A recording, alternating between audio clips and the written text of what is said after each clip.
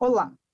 A via diplomática para solucionar o conflito entre Rússia e Ucrânia é o que os parlamentares brasileiros têm defendido. A Comissão de Relações Exteriores da Câmara até emitiu uma nota repudiando com veemência o ataque russo. Mas alguns parlamentares divergem sobre o papel do governo brasileiro diante dessa guerra. Nós vamos ouvir as opiniões nesta edição do Câmara Debate. Os entrevistados são o deputado Cláudio Cajado, do PP da Bahia. Ele preside o Grupo Parlamentar Brasil-Ucrânia. E o deputado e historiador, que também é líder da minoria no Congresso, Afonso Florencio, do PT também da Bahia. Bem-vindos, deputados. Obrigado por atender ao nosso convite. Olá, Regina. Prazer estar com você, com todos os telespectadores da Câmara de Debate. E dar meu abraço também para o colega Afonso Florencio. Boa tarde, Regina e toda a audiência do Câmara de Debate. Boa tarde, deputado Cláudio Cajado. Agradeço o convite. Bom, deputados, eu queria que os senhores avaliassem os motivos que levaram a essa guerra, porque alguns especialistas dizem que a guerra, na verdade, seria entre a Rússia e a OTAN, a Organização do Tratado do Atlântico Norte. Que análise? Eu gostaria de começar pelo deputado Cláudio Cajado. Bom, eu tive a oportunidade de estar algumas vezes com o encarregado de negócios da Ucrânia no Brasil, Anatoly. Tive com o ministro das Relações Exteriores e posso afirmar, como presidente do Grupo Brasil-Ucrânia, que ainda que existisse uma preocupação da Rússia, e eu acho legítima, com a proximidade do grupo da OTAN, do clube da OTAN, perante a proximidade com as suas fronteiras, o início da guerra, a intervenção num país soberano, numa autonomia de um povo como o povo ucraniano, de querer impor uma vontade da Rússia sobre a Ucrânia através de guerra, através de meios violentos, através de uma invasão, são insustentáveis. A Rússia pode ter razão na questão da preocupação com as suas fronteiras, isso é legítimo. Agora, agredir violentamente o país, como foi o caso da agressão à Ucrânia, apoderar-se de territórios, colocar tropas, inclusive com mortes de civis, crianças e idosos, isso uniu o mundo contra a Rússia. E mais do que isso, a União Europeia e principalmente os estados que integram a linha de fronteira com a Ucrânia, com a Rússia, ficaram preocupados, porque hoje é a Ucrânia, amanhã pode ser outros países que são fronteiras com a Rússia, que não estão ainda na OTAN, mas que poderão ingressar. Portanto, eu não concordo e acho lamentável essa agressão que a Rússia fez à Ucrânia. E mais do que isso, né, as iniciativas da Ucrânia fazer parte da OTAN estavam sendo discutidas há muito tempo. Isso não estava encaminhado para que houvesse um acordo e uma assinatura da Ucrânia com a OTAN. Pelo contrário, a Rússia se posicionou alegando, todos lembram disso, que era uma operação militar juntamente com a Bielorrússia, que não tinha nenhuma intenção de invadir a Ucrânia, e, no entanto, o que nós vimos foi o início de uma guerra que está prejudicando enormemente o mundo como um todo, está prejudicando o povo e a própria Rússia com as sanções econômicas e trazendo um Estado totalmente dizimado. A Ucrânia está completamente destruída, principalmente no leste, na zona de Donbass, e em algumas cidades como o centro, que agora é muito bem alarme. Nós temos aí informações, inclusive, que hospitais foram atacados, e templos religiosos, hospitais, principalmente bairros residenciais. Portanto, nós estamos lamentando e assistindo, porque ainda que haja um apoio e uma convergência quase que unânime de respaldar a Ucrânia na sua defesa, a Ucrânia está com as suas forças armadas lutando praticamente sozinha. Então, ela não tem apoio de estados nem da União Europeia, nem de outras nações. Estão o próprio exército russo, o próprio exército ucraniano, com o povo ucraniano, fazendo uma defesa da sua nação, da sua soberania de forma heróica. Essa que é a verdade. Deputado Florencio, o senhor como historiador, o senhor acredita que essa é uma provocação à OTAN pela Rússia? Bom, primeiro, lamentar as vidas perdidas e a solução construída pela Rússia de invasão e ocupação, até agora, do leste ucraniano. Aproveitar também para manifestar meu pesar pelos acontecimentos recentes em Israel, onde uma pessoa, um homem, atirou e matou pessoas. Em qualquer lugar do mundo, o recurso da violência deve ser condenado, seja na forma de terrorismo, seja na forma de ataque a países soberanos. O deputado Cajado se referiu, e eu concordo com o fato, de que podem até e parecem legítimos os motivos alegados pela Rússia. Após o fim da União Soviética, foi feito um acordo e a OTAN avança no sentido leste, e isso tem a ver com a geopolítica mundial do petróleo e do gás. Então, há interesses econômicos, interesses nacionais da Rússia sendo atacados pela OTAN. E apesar da preponderância, digamos assim, da OTAN e dos Estados Unidos, do peso dos países ocidentais na ONU, o Brasil tem uma tradição de respeito à autodeterminação dos povos, de aposta nas forças de dissuasão, na diplomacia. Há interesses brasileiros também ali na região da Eurásia, na Europa, e por isso considero que a posição do governo brasileiro deveria ser de mediação no sentido da paz, sem nenhuma manifestação de preferência unilateral por um dos países em contencioso. Agora, deputado Cajado, desculpe. Deputado Cajado, o senhor que integra a Comissão de Relações Exteriores, queria que avaliasse também a postura do Brasil em relação ao confronto, principalmente porque alguns críticos dizem que está sendo uma posição dúbia, que ela acatou a manifestação do Conselho de Segurança da ONU. No entanto, agora a OEA também fez uma manifestação, mas o Brasil não assinou. Na sua opinião, qual deve ser a postura do governo brasileiro? A postura do governo brasileiro foi a que demonstrou claramente que está a favor da Ucrânia e contra o início da guerra pela Rússia e a invasão injustificada da Rússia na Ucrânia, quando se posicionou perante o Conselho de Segurança das Nações Unidas, votando a favor, majoritariamente, de não aceitar essa guerra iniciada pela Rússia. Então, o Brasil tem se posicionado de forma, na minha opinião, exemplar.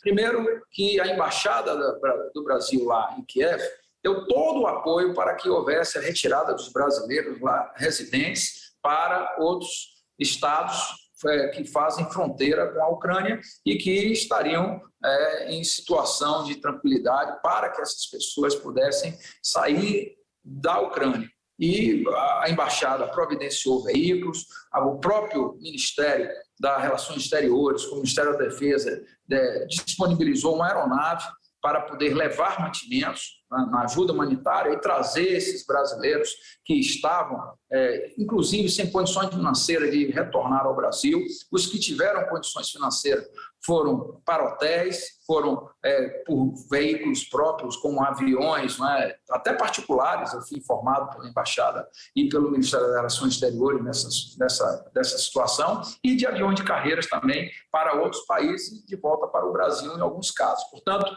aqueles que desejaram sair da Ucrânia, e principalmente de Kiev e algumas cidades próximas onde a guerra estava de forma mais evidenciada, tiveram o apoio do Brasil para poderem saírem da Ucrânia. Por outro lado, existe uma abordagem também muito importante. Existem muitos brasileiros, pais e mães, que têm filhos sendo gerados em mães de barrigas de aluguel lá na Ucrânia. A lei lá permite que, através, inclusive, de clínicas, de todo o apoio, né, de médicos e hospitais, filhos possam ser gerados em ventre de mães ucranianas, que depois de parirem, entregam os seus filhos, né, aos pais que efetivamente foram os responsáveis pelos embriões dessa gestação. Então, já foram retirados vários brasileiros que foram pegar seus filhos que nasceram na Ucrânia, porque a lei ucraniana determina que essa gestação, as crianças nasçam na Ucrânia para serem entregues dentro da Ucrânia aos pais verdadeiros, né, diante dessa condição científica de terem cedido os embriões. Então, deram não apenas todo o apoio para que ingressassem na Ucrânia, como pegassem seus filhos recém-nascidos e saíssem da Ucrânia com segurança. Então, eu tive com o ministro Carlos França, elogiei muito a postura do Brasil, tanto nesse aspecto de salvaguardar a integridade desses pais e mães com filhos de barriga de aluguel lá de mães ucranianas, como também o apoio que deu para a evacuação dos brasileiros no território ucraniano. Por outro lado, a postura do Brasil tem sido de adotar as sanções econômicas contra a Rússia, sendo elas homologadas pelas Nações Unidas, seguindo a tradição da chancelaria brasileira e do ordenamento jurídico internacional, adotando essas mesmas sanções quando forem aprovadas pela ONU, ao lado de que, como eu disse inicialmente, votou para que não houvesse, cessasse imediatamente a agressão da Rússia contra a Ucrânia. Portanto, a postura do Brasil tem sido majoritariamente em consonância com as nações que rechaçam esta postura da Rússia. Não é à toa que ela hoje está praticamente isolada, né? As sanções econômicas têm surtido efeito, né? E nunca houve, inclusive na história da humanidade, sanções econômicas tão abrangentes, com efeitos tão drásticos sobre a economia de um país como está ocorrendo agora na Rússia. Inclusive, não apenas entre governos, mas também, acima de tudo, entre empresas privadas. E esses dados vão servir, na minha opinião, de um novo modelo de que os países têm que avaliar quando desejarem guerrear contra as nações, porque as sanções não são apenas do ponto de vista militar, mas, acima de tudo, econômica. E a geopolítica também vai mudar. No caso da Rússia, abriu-se um grande precedente de que impor uma vontade a um país soberano, com autodeterminação dos seus povos, através de uma situação que um outro país considere perigosa, tem que medir a consequência e tem que ter, no mínimo, uma avaliação da diplomacia mundial sobre as consequências com as quais se terá que administrar depois dos atos praticados. Agora, queria ouvir também a sua posição, deputado Afonso, porque seguir a ONU não pode também vir a prejudicar mais tarde as relações comerciais do Brasil com esses países, não só com a Rússia? O Brasil tem uma tradição diplomática de décadas consolidada pela orientação do não alinhamento. Mesmo no período da Guerra Fria, não havia um alinhamento automático com os Estados Unidos. O governo brasileiro, em particular o presidente Bolsonaro, infelizmente, para nenhuma surpresa do Brasil e da comunidade de nações, entrou nesse processo de forma errática.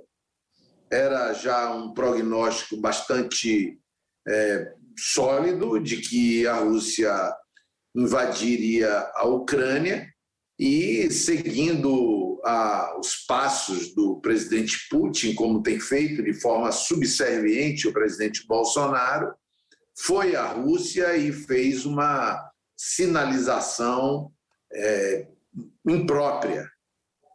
Agora, o governo brasileiro talvez esteja demasiadamente colado na pressão que a comunidade de nações, a hegemonia da OTAN com a liderança norte-americana está impondo à Rússia. As próprias corporações ocidentais estão já operando o deslocamento de escritórios comerciais da Rússia para países fronteiriços.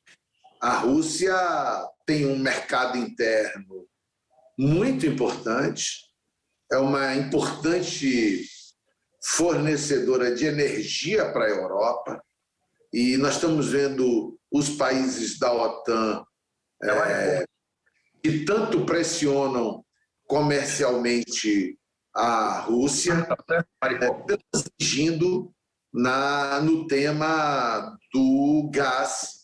Portanto, as barreiras, as sanções comerciais são parciais. A diplomacia brasileira precisa encontrar o prumo de não sair do extremo posto pelo presidente Bolsonaro de um movimento simbolicamente pró-russo, com sua viagem já no clima, no ambiente de pré-guerra, onde o teatro de operações de guerra já estava desenhado, para uma posição de subordinação à pressão norte-americana. O Brasil precisa depurar quais são os seus interesses comerciais, internacionais, e entrar no jogo da comunidade de nações, considerando os players globais que, porventura, convém ao Brasil, na sua diplomacia, salvaguardar os interesses. No fundamental, considero que o parâmetro básico, de um lado, como disse também o deputado Cajado, a autodeterminação dos povos, em particular nesse caso da Ucrânia. De outro, um não alinhamento com os Estados Unidos e a OTAN, buscando ajudar a construir um padrão de relacionamento multilateral que preserve os interesses nacionais brasileiros, de seus aliados estratégicos, e que caminhe no sentido de pavimentar um acordo entre os diversos países em jogo, em particular entre a Ucrânia e a Rússia, para termos um armistício e logo em seguida um acordo de paz. Deputado Cajado, eu queria, por último, que o nosso tempo já está acabando, uma análise do senhor, qual a expectativa de como ficarão essas relações do Brasil com esses países da Europa e mesmo esses países na Europa com a OTAN. Qual a expectativa do senhor?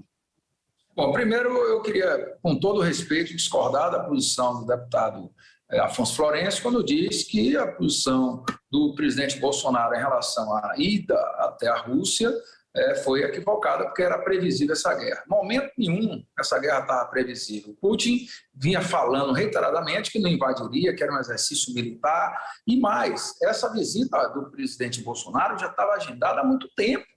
E tinha interesses brasileiros, inclusive no caso específico dos fertilizantes, que tinha que ser tratado. Então, naquele momento, o presidente agiu corretamente em não adiar e manter a visita à Rússia, que é uma medida de Estado. Por outro lado, as consequências, Regina, dessa guerra serão enormes. Primeiro, a geopolítica vai mudar.